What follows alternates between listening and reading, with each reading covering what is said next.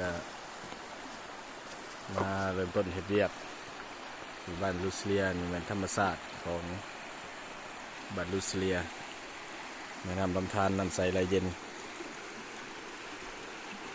ด้านข้างอ้อมด้วยภูอันนี้ก็เป็นกระมูลละออายะพืชบรรยากาศมื้อนี้ฝนตกฝนฝอยลินแต่คืนนี้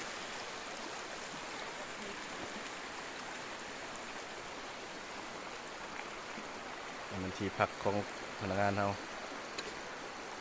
โอเคนี่อ้อมด้วยภู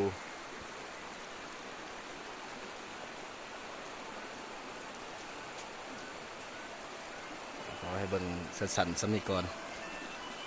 ขอขอบใจสำหรับผู้รับชมและติดตาม